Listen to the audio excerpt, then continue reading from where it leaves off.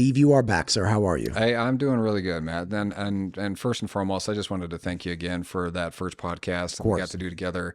Helping explaining the why of what I'm doing, why I'm doing this. Really beneficial to me. It was kind of like I've been struggling for a while because that's really honestly that's my entrance to showing everybody the company, the Fullmer Foundation, what I'm doing with it. So that's kind of cool that.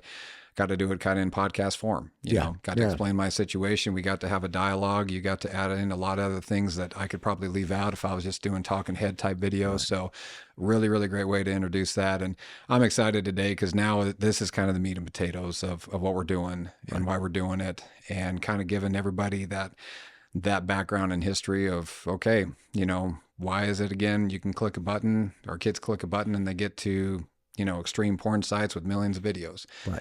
And so this is going to be fun, man. I'm looking forward to this. I did an interview on, I think it was Thursday of last week with this gal, Nikki Riesberg, who is she runs an Instagram site called Scrolling to Death. She also has scrollingtodeath.com with the letter 2 in case anybody wants to check it out. And she is fighting tooth and nail to get tech out of kids' hands, specifically in school, right? Because her story is wild, and she's just a normal person who started realizing like, oh my gosh, like kids are even on school tech are being exposed to her friend who was in public school that her kids were previously in. Her friend's son was on a school issued Chromebook or tablet and got an ad on the tablet using just some app of a fully naked woman. Tracking them to this site.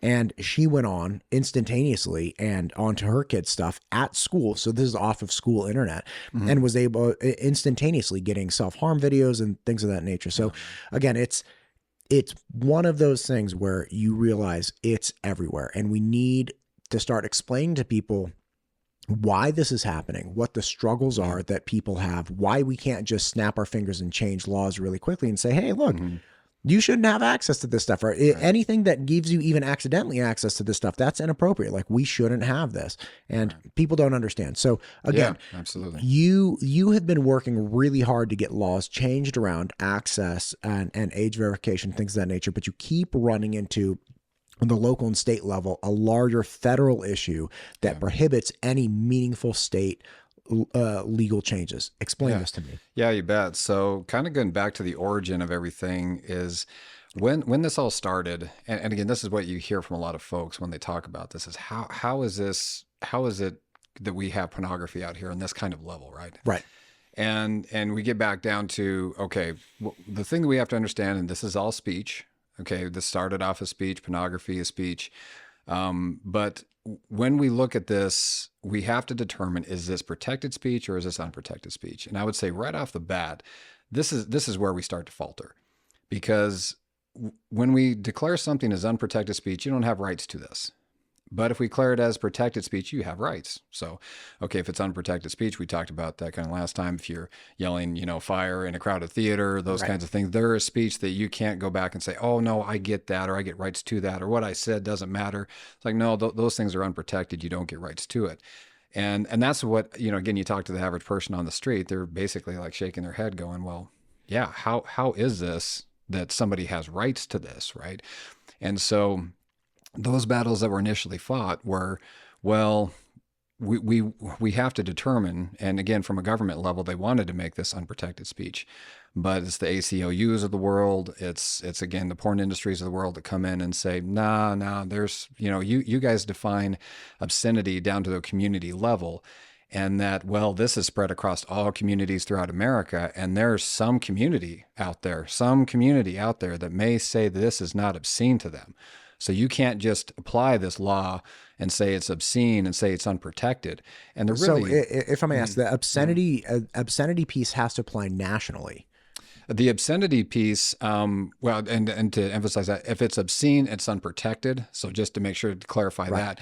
But so what might be obscene here may not be obscene in, say, San Francisco. That's absolutely right. So then nationally, the designation of obscene, making it unprotected speech, applies here. Yeah, so I didn't understand that. Yeah, that's kind of the issue, is that they're saying, well, and it's kind of like you have a master switch to turn this off to the entire U.S., right? And so they're getting back to this going, going, well, if we shut it off to the entire U.S., right, well, then this has to be unprotected to everyone in the U.S., all the communities throughout the U.S. So I think that's always been the spot that they're going, well, okay, if there is one community out there then that says this is not obscene, then it's protected speech to them, then okay, we can't restrict this to everybody. We can't take this off this entire federal platform. Whereas there's no movie theater in any community in the entire United States that would say, no, it's okay to yell fire in a crowded movie theater. Exactly. Right. So that checks the box. There's no airport that says like, hey, you can scream bomb or something like that in an airport. Nobody says that. But if there's any community that's like, I don't mind seeing that. Like, it's not obscene to me. If there's any community that says that, then we fall out of we fall back into protected speech. And it's like, no, you can't just terminate it. That's right. Got it. And then that's what holds us up on that level of, okay, so we can't determine it's unprotected speech. So again, and that gives us a lot of leeway to say, yeah, then whatever law we create, right, to basically protect kids in this case, then if it's unprotected, somebody can't come back and say, oh, well, like with age verification, this was one of the early things that went on, right? Is we say, okay, age verification, we're going to require anybody, to see this back in the 90s, right? This is late 90s. You need a credit card then to see this content. And if it was unprotected, they really would go through and be fine. But since it's protected speech, since they came through, right, and again, there was battles and discussions and, okay, well, we have to view everything as protected speech then. Once you said, okay, an adult needed a credit card then to see this content, then that left open the door for the ACLUs of the world, American Civil Liberties Unions, to come in and say, oh, wait a minute. No, you can't do that. That's unconstitutional. These people have a right to this protected speech. If you limit them to their right to this protected speech, that's unconstitutional. Your law is unconstitutional. But if it was unprotected speech, you got no rights to that. Okay. So let's back up. So if one community in the entire United States says, hey, I don't view this as obscene, then then pornography becomes protected speech. Now, with age verification of any meaningful scale, where they're saying, hey, you got to have a credit card or something because we're going to verify that you're actually 18 or older so you can view whatever twisted, crazy stuff you want to view. Totally fine, whatever. Maybe not good for you, but like we'll let you view it. The problem then comes where they're like, wait. If there's one community that says that this is not obscene, then this is protected speech. And if that's the case, then you can't require a credit card because there could be some person out there that doesn't have a credit card and you're restricting access to their protected speech.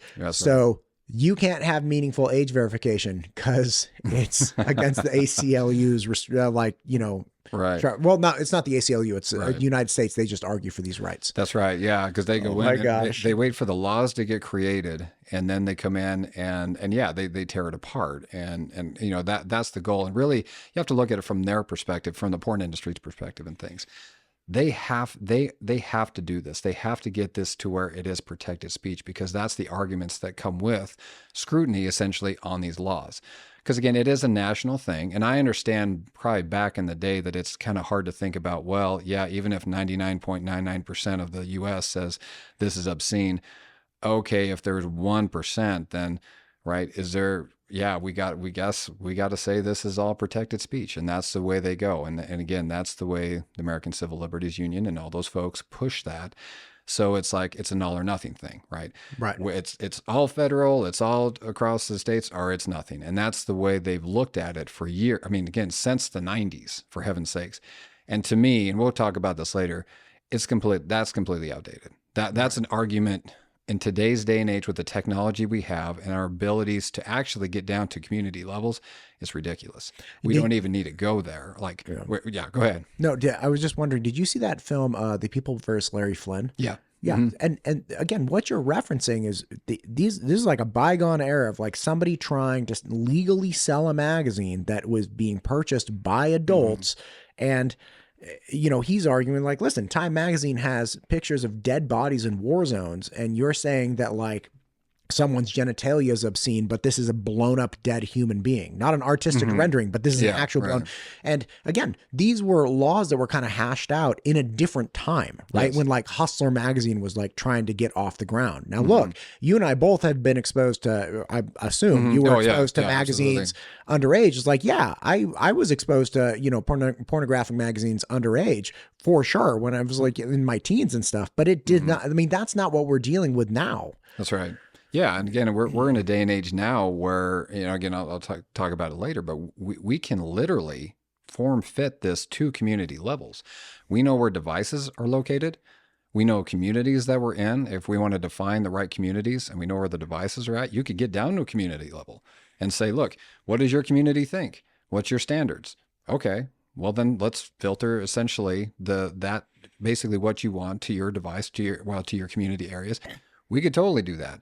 Right. Back in 1990s, late 90s, no. I don't think they were thinking that far down the road. But also, it gets to the point there where if you're concerned about obscenity at a community level, well, there's still states, right? Because communities, if you look kind of through a lot of the history here, people will say, well, what are communities? Are they, you know, towns? Are they little areas within towns? Are they states? Or, you know, whatever it may be. Yeah, right. And there's kind of a varied definition, but the problem is the government has never gone back really even and said, you know, once that argument's brought up, well, what is the communities? Never define the communities. And to me, these are the things that you would have to do, right? Well, what are the communities? What do the communities think? Because, right, wouldn't you have a vested interest in that case if there was only one community in the United States that thought that this content was not obscene and everybody else did, and you're basically holding everybody else to that one person standard? Right? Isn't there a vested interest to say, yeah, we need to do something then? Because yeah, even if that one community feels that way, we have to protect, right? That's their whole thing. We got to protect the 99.99% of other people out there. That's your vested interest in your job. And so that's what's disappointing right on that level, is that nobody ever took that another step further to say, okay, let's define communities, let's get standards. Let's do the best we can, even if it's at the state level, okay? Let's just figure out what the states want and give the states what they need and let them handle their business. So it never went that way. It goes back over to everything's protected, 100%. Everything is just, it's you know, we'll just say that it's protected speech. And when we develop laws that restrict anything with protected speech, that was where we get to the strict scrutiny. And we talked a little bit about that last time, and that, okay, this has to be, if we develop a law that ever does that, then we have to go through strict scrutiny. Three things is, does the government have a compelling interest to do this? Well, yes, they do. It's protecting kids. Then is this, I always forget the second one. Is it narrowly tailored? Is it too broad? Sure. You know, go through all these things. And then the last thing is this the least restricted means? And again, this, you look at how this is set up. Because strict scrutiny is the highest level of scrutiny. Like, we have other levels of scrutiny, which basically say, yeah, okay, this is not as big as thing, but free speech is a big thing. Yes. So we better scrutinize the hell out of this law. Okay, well, that only benefits the ACLUs and the free speech coalitions and those people of the world, because then they can come in and say, okay, you create your law. I'm going to nitpick this to hell, right? You're and the second thing, you're broad, or you're too broad. You need to be narrowly focused here. If somebody comes in and says, hey, we need to do something to protect, things that are harmful, content that's harmful to children, right? Well, what's content that's harmful to children? Be narrow, be specific, again, and there's good things to that, but it opens up the door, right? Not only is it now protected speech, now it's heavily scrutinized, and this is where they keep nitpicking and everything about these laws that come about. So you look at all the acts, the COPA Act, SEPA, the CDA itself, the Communications Decency Act, all these acts, all these laws that came out, just completely anything that was, hey, we need to protect kids, we need age verification, we need something, right, to make a clean internet, just never went through because they would scrutinize the hell out of it. And the least restrictive means one is probably the most nefarious one, because this got us to filtering. And you and I have talked about filtering and how much we, disdain we have for filtering, but right. To hit that point, right? And this is why I have never liked filtering. And this was the early 2000s. They went in and said, okay, least restrictive means age verification costs too much. So in their argument, this ACLU's argument, and folks, for least restrictive means, they're saying, well, yeah, you can age verify, but it costs a tremendous amount of money. You're going to sink these companies' ships. If it costs them $10 million, right? That's so expensive, they can't handle that. So that's not least restrictive means. And so when they go in and they say, well, again, back in the day when you've got one computer, maybe two at your house, and you just turn on a free filter, right? And you can filter out all these sites. And so that's their argument. And they, again, literally went through, the government created a panel of people, commission of people to look at that. And they went through and they decided on filtering because of that reason, because of cost. And said, well, yeah, cost-wise, if it is free for the people, well, okay, I guess that makes sense. They just turn this on and they can filter this site out, right? All these sites. And it's like, well, okay, and this is, again, I'm an engineer, right? When we develop solutions, we got to have common sense and we got to have logic, right? That's the bare bones minimum. When they asked for filtering and said, yes, filtering is a solution because of cost and, again, maybe some ease of other things, it's like, well, you have to look at what you're doing. When you do that, you have to have an efficacy too. Yeah. It's like filtering's great, only if it's actually an effective solution. That's right. It's like, what's interesting? Whenever we talk about filtering, I've been trying to figure out how to explain to people. It's like my grandmother back in the day. I remember being at her house for Thanksgiving, and she had this knife, and she was doing things, and she made a comment. I can't remember what the context was. She was like cutting the turkey or something. She's like, listen, a sharp knife is safer than a dull knife. And I was like, what do you mean? She's like, well, dull knives, like people think dull knives, or as a young person, I would have thought a dull knife was safer because you have less likelihood of cutting yourself. But, like you act inappropriately with the dull knife, you put too much pressure, all these things. Filters make people act inappropriately with dangerous technology that's not actually safe. Like, unless you can get a knife that's like, those like pumpkin carving knives that are all like, you can't you couldn't hurt, like you could stab yourself in the eye with it. It won't do anything. It's like, that's what you would need to get the filtration system down to with the technology, but we're nowhere near there. So we put these filters on that are ineffective, and people are like, love the filter. The filter is going to stop them from doing these things. It's like, is it? No. Is it really going to do that? My kids can blow past all of the filtration mechanisms that they come home with school technology. And we have arrived at the conclusion, my wife and my family, we have arrived at the conclusion that the safest way to engage with technology is you have to limit technology that's connected to the internet, and you have to limit technology overall. So they have like an Atari, they have an old school Super Nintendo. This whole weekend, my kids were bugging me because we're playing Zelda on Super Nintendo. Oh, really? Oh, yeah. Hey, and so it's like the dumb game. graphics, it's like 32-bit or 16-bit, and they're running around. They're like, where is the secret entrance under the bush, Dad? And it's all 2D, right? So I'm like, I have to Google and like find out where it is. They're like, okay, it's over there. Like, we got to go across the map. But there's zero chance of them engaging with pornography or getting preyed upon on that Super Nintendo. Yeah. And in the presence of internet connectivity on any other gaming platform, which I've heard police officers say their kids have been hurt on, and like you're just talking things like Fortnite, one of the most popular games in the entire world. You're connecting with random strangers, talking to them nonstop. Anything connected to the internet can lead to these things. So the filtration, like the filtration's a joke. Like the fact that that's presented as an idea just irks me.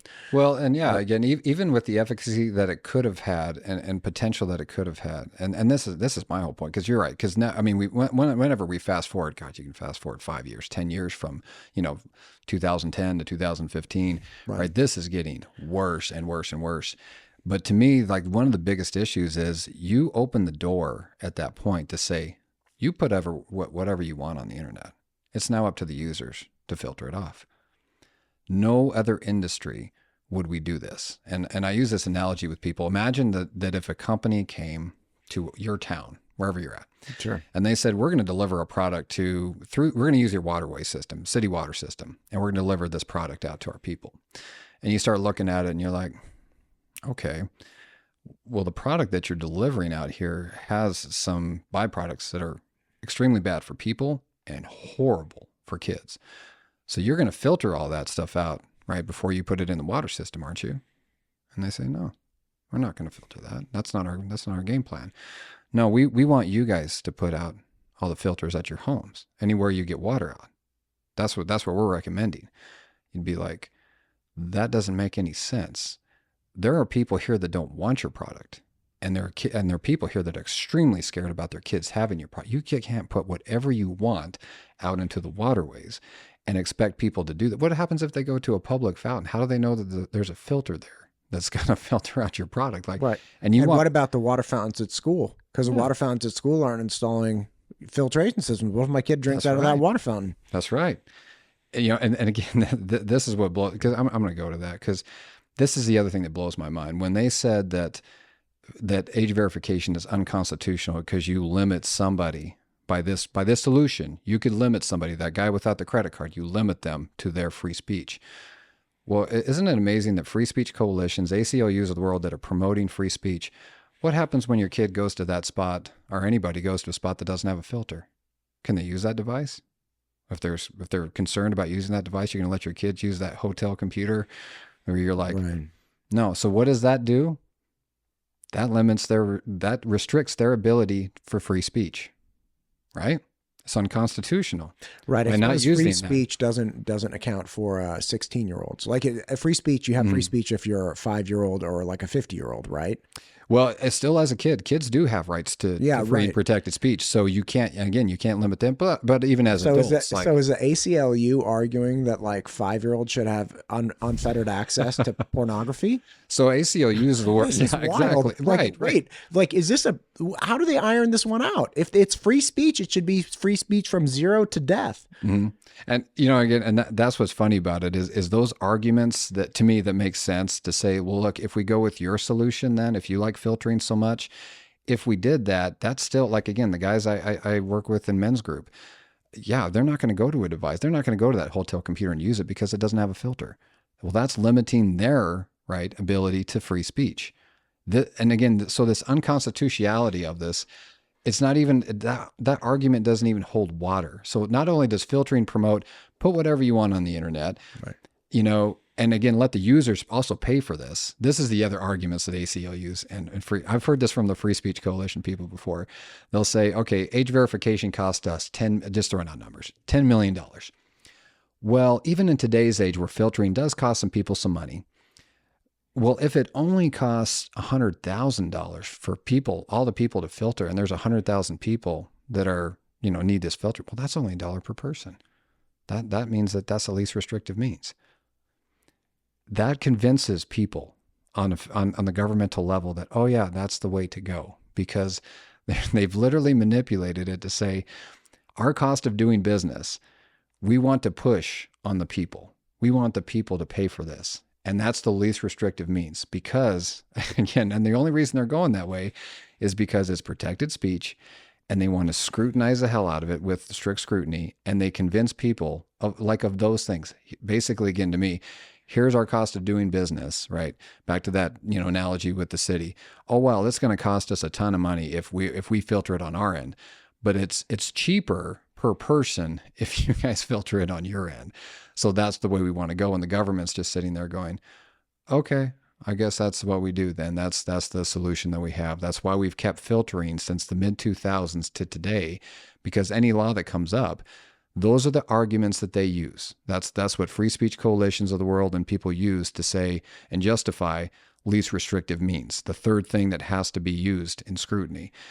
And so all that has been going on for years and years, and we've just, on a federal level, it's just a toilet bowl that keeps spinning, and we can't get anywhere. So bottom line is, you're saying, look, nobody's trying to take porn off the internet categorically, but the idea is, look, we have this bucket of pornography, and we need some gateway into that pornography. Now, that gateway could be at the bucket level, where it's like Pornhub is like, all right, we're actually going to do a good job of maintaining a solid gate that doesn't let in underage people. Okay, so you could do that. Yep. Or the gateway could be the end user. So you have this unrestricted bucket of pornography that people are tapping into, and they're like, nah, don't make us be the gateway. Make the individual device and whoever's on that device be the gateway, and let us just be this completely open bucket of nasty. Yes,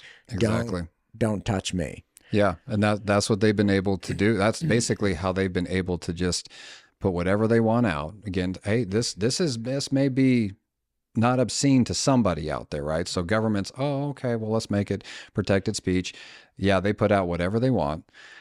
And so then, what's the answer then? Like, how do we fix this? So this is what's interesting, right? So it basically, that's just a setup to say on a federal level, this is bombed, right? They haven't been able to get anything right. So what happened, what was interesting in 2023 was that Louisiana came into the game and said, okay, we've created a law that is going to require age verification because we are age verifying everything else, right? You want to buy cigarettes, alcohol, buy a gun, gamble in our state. We have a process to do that. So again, feds aren't doing anything on the state. We made this law.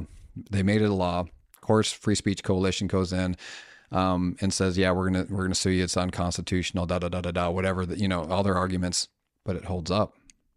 And they go through and they say, oh, wait, okay. When we hit the courts and the courts are going, well, okay, it is 2023 and age verification could hold up with this means, okay. And basically every state in the union basically at that point was like, oh. And what state was the original state? Louisiana. Louisiana. I thought you said Nevada, but okay. Yeah. I was like, Nevada doesn't seem right. No. No.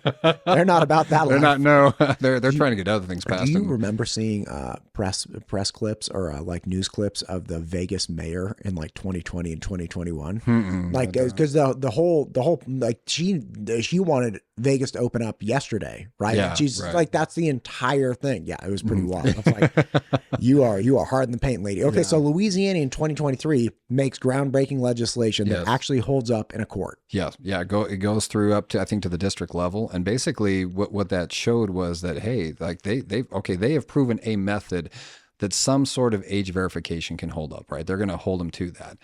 And what was interesting, again, when they did that, yeah, of course, the Pornhubs of the world are mad. They lost like, I think up to 90% of their traffic to their site when that happened on that, because nobody wanted to go through the age verification methods. And so of course they're mad.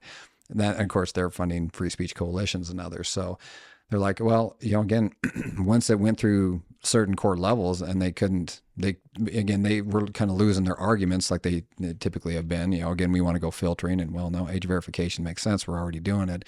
Yeah, it's a higher cost maybe, but it's totally doable. You need to do this. Okay. So that's what that commentary is when you try to go to Pornhub. Like Deputy Gomez sends me this. It's like I wrote an article about this, that Utah and Idaho had effectively, they had made age verification law, or to some degree, and Pornhub put up this thing, like, good on them for putting up this thing saying, hey, we cannot successfully verify. So we are if you're in the state of Idaho, we are effectively disabling Pornhub. And I always was like, dude, good for you. Like, that's great.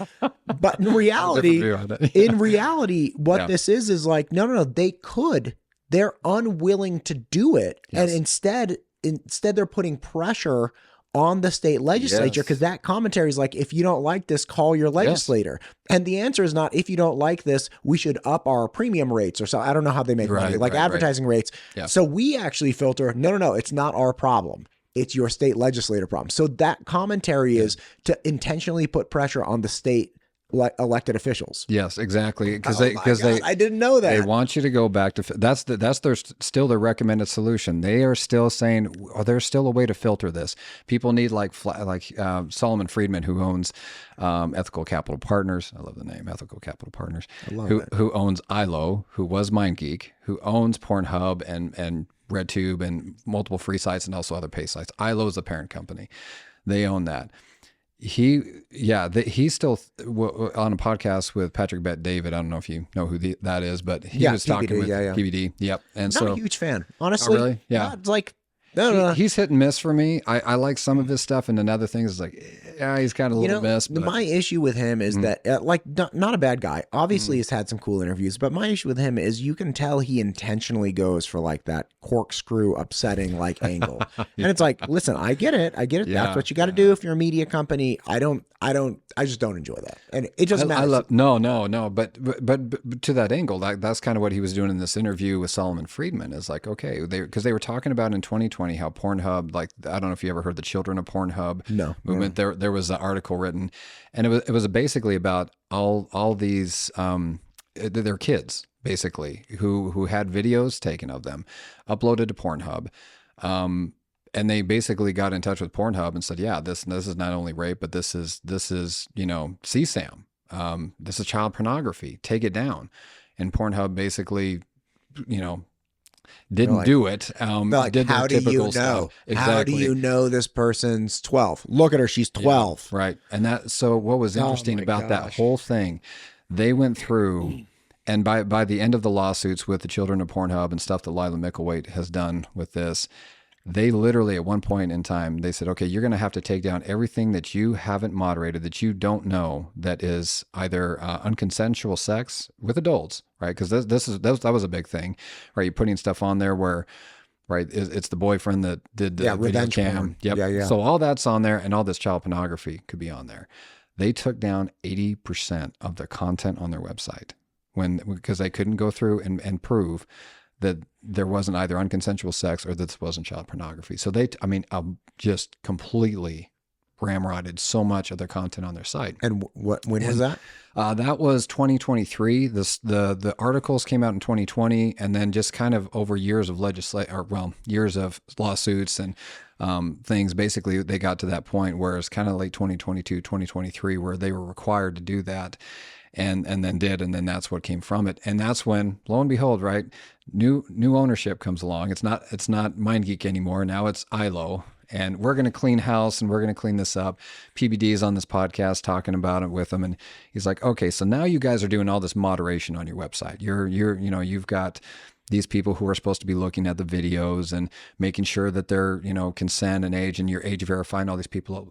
Could you imagine the PTSD for those employees? Oh my gosh. Yeah. I know. Like, it's bad enough with like Facebook and YouTube employees, but could you imagine if you're like, all right, I have to let insane, depraved, violent, chaotic pornography in here, but there's a line, and I got to know where that line is. Yeah. And I have to consume all of this, the most horrendous portion of, I can. Well, yeah. And they're looking at hours of videos, and they literally went through in this whole process and were like, hey, your moderators in an 8-hour period are going over 2,000 videos. They have to go through over like 2,000 plus videos a day on this. How are they doing that? There's not that many minutes in the day. Like, you're not doing a good job even now if you're saying that. And so he got right to the point of, okay, so now you guys have cleaned up your act. You're moderating what's coming on. Why aren't you moderating the users? Why aren't you age verifying the users? And Solomon Friedman, and this blows my mind. He goes, well, if we do that, that's just going to push the kids to the dark web. That's just going to push them someplace else. So he's not okay. So this is for the children. Mm-hmm. This is for the children. Right. Exactly. It's not about. So why aren't we handing out free alcohol for alcoholics that are going to be pushed to do something terrible to get their, fifth of vodka? Right. It makes no sense, right? It's like the values that this man has and these people have. And again, I'm going to hit on this a little bit later, but this is the values, right? This is the values of the people that are putting this content out there, right? And because they manipulated the system, and it just, again, before some of these age verification laws came up, it was a simple check of the box to get in. So to kind of hit on what you said. So what they did is, okay, they're upset. They want this change. They don't like that. They don't believe in age verifying. They'll go through that excuse of, okay, we'll just push the kids to somebody else. We're not going to do the right thing. We're just going to keep doing what we do. And again, they know it costs us money. So we now have 19 states that have age verification laws. Everywhere there's an age verification law, ILO, basically, no pun intended, pulled out from. and said, yeah, we're just going to block the people in the state. We don't like your legislation. Like you said, go talk to your legislators. Right. Yep. Yeah. And the people, right? Like, get the people mad. Hey, your state's got this age verification law. We don't like it. And we want filtering, right? For all the reasons they love filtering. And so in that, yeah, they block those. And what happens is this is the problem in each and every state. To get to Idaho has our age verification law. This is when I'm into the game now, 2023, right? I'm starting to look at this and I'm excited because I'm like, hey, if we get something like Louisiana got, okay, this is good. At least we're going to start getting some of these companies to age verify and do what they should do. Get back to, let's filter, make sure the internet's clean. This is what we need to do. This is how we need to do it. I'm excited. So Idaho has our age verification law. But everybody's a little bit different. And this is where this gets into a problem because the state of Texas creates their age verification law. And it's the enforcement policy, which is really the big issue and is the thing I'm going to hit on today, why Idaho's is basically bombed. And others are also having issues. So Texas does their age verification law, and it's an enforcement by the state AG, so by the state attorney general. Right. And they wrote theirs different than Louisiana's in that they said, hey, anything that's harmful to children needs to be age verified, and left it at that. So, of course, what did the free speech coalitions of the world do? Because it's protected speech, it's a law, they come in and say, oh, well, what's harmful to children, right? Now you're trying to require age verification. You've got unconstitutionality, right? Because you're saying that you're not narrow, right? You're not meeting the second level of strict scrutiny. You're too broad. You need to get specific. They basically hold up that law. Now, what happened with the state of Idaho, I think knowing that was potential, that could happen, what they did is they created our law as a civil law. So it's not the state that enforces it. It's the individuals and the people that have to enforce this because they were trying to get around the issue of, okay, well, then the free speech can sue the state. If it's people, you can't sue the people. It's just a civil law. Okay. So this is the issue right off the bat. So I'm like, okay, I'll fast forward a little bit here. I'm like, okay, then the civil people have to enforce this. Fantastic. I would love to do this. Yeah, I would love to go out. No problem. You bet. Yeah. You want me to do it? Let's crowdsource some funding. Let's get a couple attorneys. You bet. Let's go to town. I'm ready to kick ass and take names, man. You bet. Let me do this. And so it was like, okay, right off the bat though, you have to understand, right, with civil law, what has to happen in civil law? This is different than criminal. So criminal is we have a law, you violate it, you may get jail time, you may get a fine. But with civil law, it's harm. You have to show from individual to individual, business to business, somebody to somebody, there was harm involved. And then if that breaks the law, then you can do something. So right off the bat, okay, I'm looking and reading in this law and I'm like, do I have to show that my kid, a minor or somebody has harm in this? And then you have to report, you have to record it. You have to quantify the harm. You have to, right. You got to prove. So right off the bat, it's like, this is not a preventative law. I need a preventative law.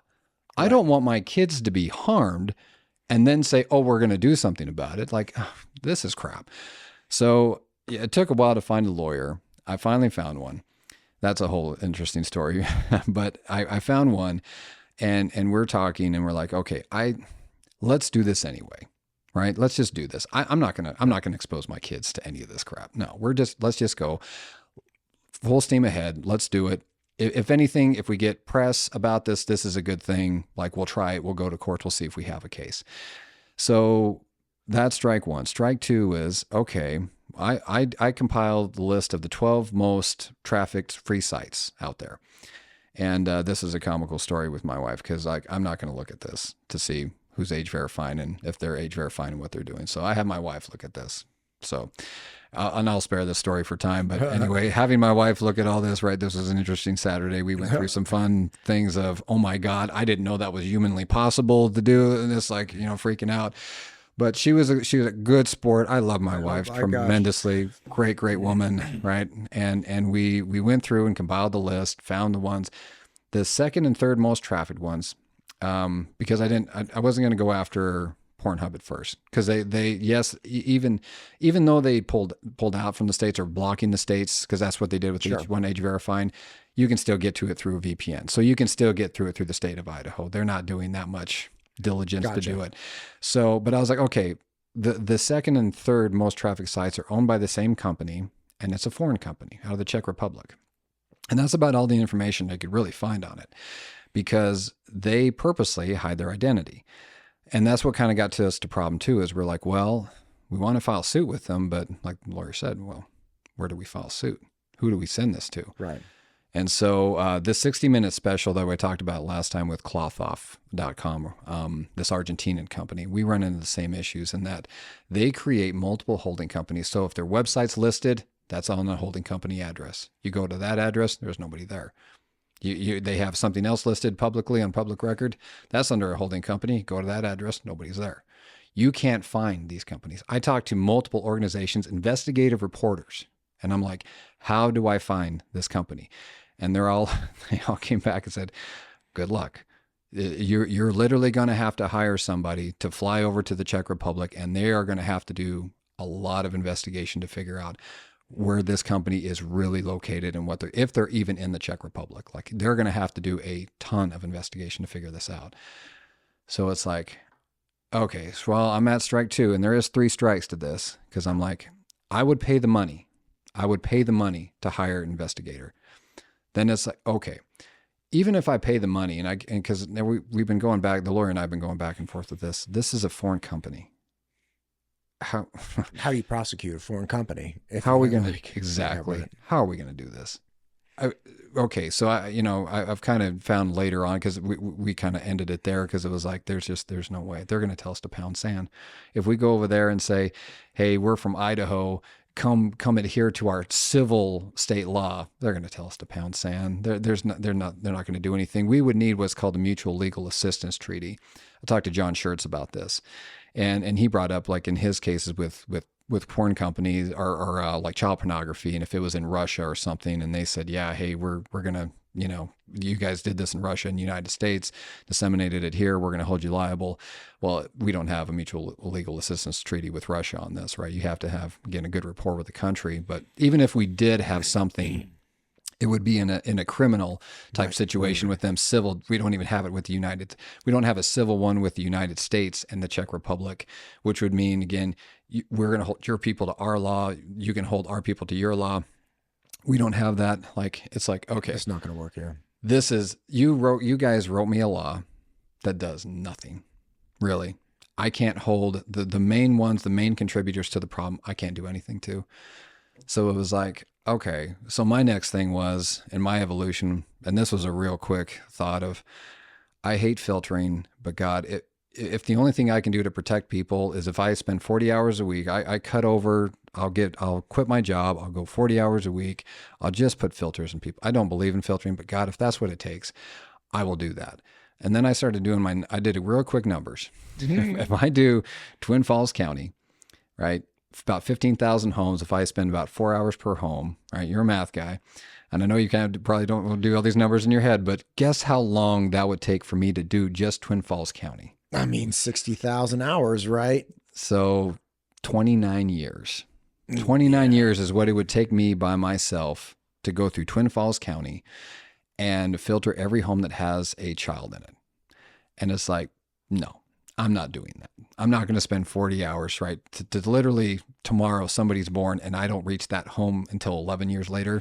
Right. No, this is by the way, solution. Even when you spend the 4 hours, all it takes is for that 14-year-old dude to get a burner phone from his friend, an iPhone 6 that his family didn't own and didn't have, and then he just brings it home, taps into the neighbor's Wi-Fi. Yeah, that's right. And he's in his room watching whatever he wants. Yeah, we'll get their Wi-Fi set up. We'll get you all protected. It looks good. And yep, that's all it takes. It's something as simple as that, and it's broke. So it's like, I am not going to waste my time with that kind of filtering.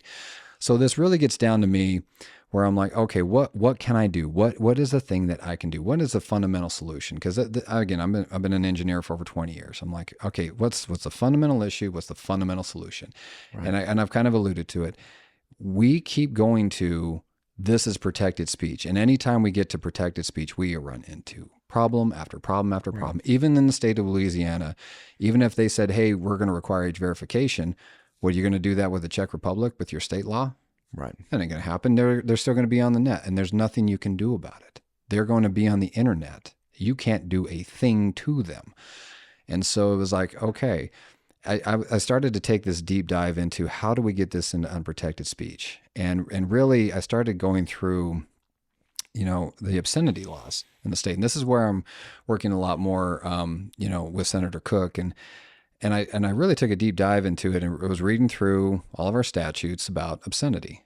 And it's like, and the more I read through it, I'm like, if I applied what Pornhub is doing to this, this breaks every single obscenity law. We would take them to the cleaners on this. So it's like, okay, if we had a person, for instance, or a business that was doing this, that said, hey, we're going to set up shop and you can come into our shop, but you have to, check a box that says you're 18, you can come in. Again, we're not actually age verifying. You can get millions of videos and we can disseminate, or you can view all you want. And the kids were coming in and doing this. If it was a shop like that, we would literally go to them and say, okay, our obscenity laws say this is obscene. We basically apply the Miller test. This is obscene.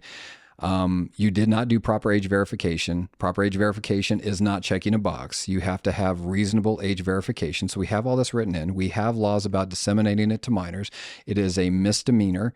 You get, for every offense, you get up to $1,000 in penalties and up to a year in the county jail. Okay, in the county that you're in. That means if you had 1 million videos, that's 1 million different offenses. Okay, we would take them absolutely to the cleaners. We'd clean up the shop. We'd be done with it. You're good. If it was a person, business, pretty much any entity in the state, that's how we would do it. We would take care of it. But the only reason we can't hold a company like Pornhub to this law, to our state obscenity laws, is because of a national code that we have, 230. Have you heard the 230 law? Okay, this is the meat and potatoes right here. 230, C1. This came about from the Communications Decency Act in 1996.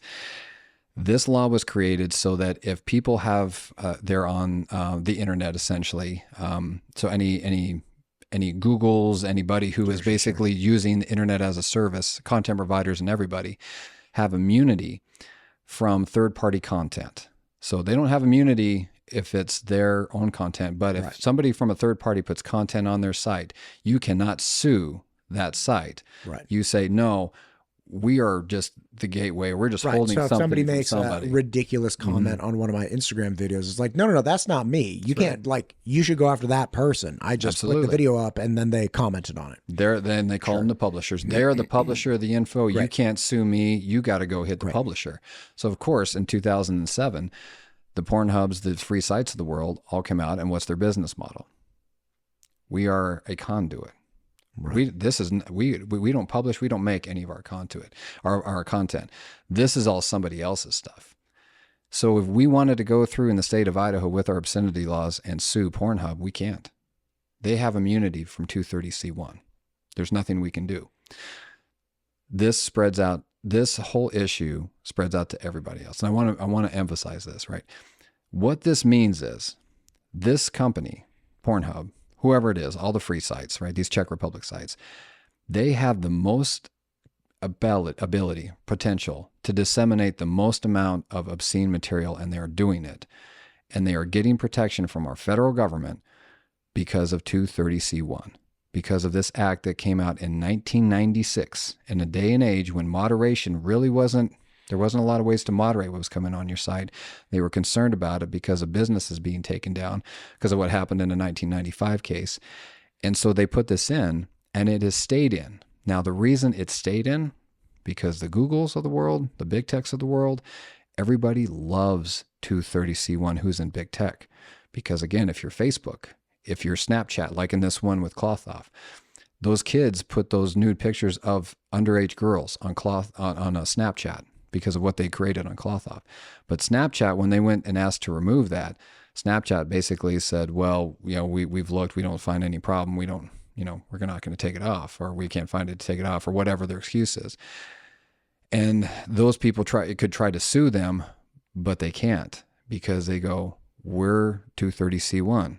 We're not the publishers of this content. You can't sue us. And this is happening over and over and over in every realm in big tech. So what that means to big tech is we have to keep 230C1. Because that was my next question was, well, wait a minute. We have all the laws set in stone in the state. We would hold you accountable. We would be able to take care of business, but we can't because of 230C1. So what are we doing about 230C1? Well, what you find is that every time this is brought, literally everything I've ever looked at that has come up has been shot down, and it's been shot down by lobbyists. It doesn't make it out of committees. It doesn't get very far at all because all those companies come in and again, manipulate the process to say, well, look, again, if you do this, right, you're going to shut Meta down. You're going to screw up all of our process, basically you're going to screw up our business if you get rid of 230C1. And so that is kept. It has been kept. Like even in 2023, this was put in. It was like the Note It Act from a representative or senator in Florida. And you read into it. You read in the bill. It's stopped in one. And it was one of the committees. I mean that's how far these go. And seeing what I've seen already through just even the state of Idaho, it makes sense that this is not going to move forward. That's the bottom line. That's the conclusion that I've come to. This will not move forward because of this issue, because those companies want that 230C1 and need that. From their perspective, they feel like they need it. My thing is, you could go in right now and say, if you're modified 230C1, amend it and say, we are not going to give you immunity if you're basically disseminating obscene material to minors. The states could all go in and handle their business. They could, and literally in our state law, we say, look, we'll go in and fine you. If it was this Czech Republic company, okay, we're probably not going to fine them, be able to do anything to them. However, it does say in our law, we can restrain that content. So which means we could go to every single internet service provider in the state and say, you're off the internet. But we can't do that because of 230C1. Steve, my guy. Listen, we arrive again. We have just got to the meat of it. I got to call it right now. I know you do. Yeah. Thank you for coming out. Holy cow. I'm sure you have an answer to the question. I do. What are we going to do? We're going to do round 3, baby. Listen to me. Thank you for taking the time. I see crystal clear what you're saying. Okay. And I'm very interested to understand where we go. And that's the main point of this is people have to, and this is probably good because people truly need to understand this is the roadblock. Right. We keep coming to this each and every time. You can look up, for heaven's sakes, our Department of Justice, Matt, has a document, red line document. This is what we need to actually do our jobs as a federal agency. They have a red line document. This is how we need to amend it. This is what we need to do. It won't go through. No. They will not let this go through. So yes, because I do have a solution. I have a lot of great things I want to do, and a lot of great discussions I want to have more. Because thank you for allowing me to talk so much. But I want to have some discussions on my solutions going forward, interim solution things, because it's important to have that, but it's important to have this dialogue of, okay, what can we do as people? Because the whole problem here, Matt, to me is, with this, when we get to the government level and the legislative level and all the things, it's drowning, it's not working, but there's a solution I have that we can do as people to make this work, to actually go out and protect kids in the interim. This still needs to be fixed on a federal level. No, right. No, there's no question about it. But in the interim, we can do some things to really protect kids. And again, I'm sorry we're getting there late, but now let's have those discussions because that's a good interaction and dialogue we need to have because that's what's going to help our people. Appreciate you, Steve. Thanks for what you're doing for Idaho. All right. Thank you, Matt.